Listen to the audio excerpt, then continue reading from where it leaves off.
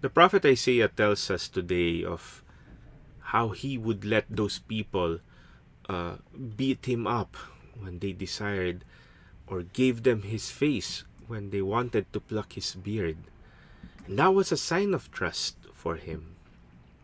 And I've often baffled and wondered why that would be the case. What would that mean?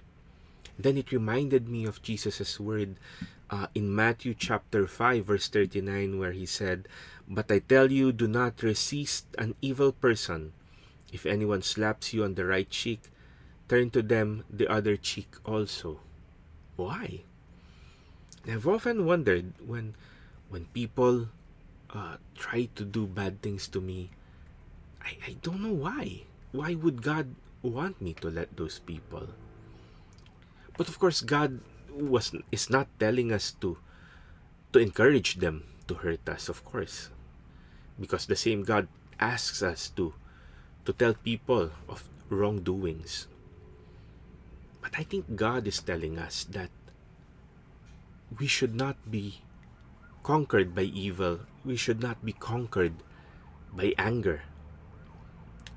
And that is how we will be able to love our enemies.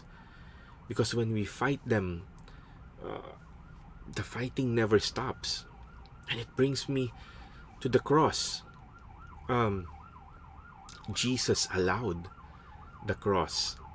And in fact, our gospel today tells us that he allowed Judas to betray him. But why? And I think the answer is, as we reflect on the passion, we realize that God is saying that there is nothing more powerful than his love. That he is more powerful, he is greater than all of those. That it is not power, as the world defines it, that would change people, but love as how Jesus gave it. And true enough, a lot of people were converted more. I can't help but imagine sometimes, what if God really did just show his power? Maybe people would believe because they were afraid, but their hearts would not be transformed, and it will not drive them, it will not put them on fire. So as we reflect on this Holy Week, is there any anger? Is there any resentment in our hearts that might be preventing us from realizing how much love Jesus gives us?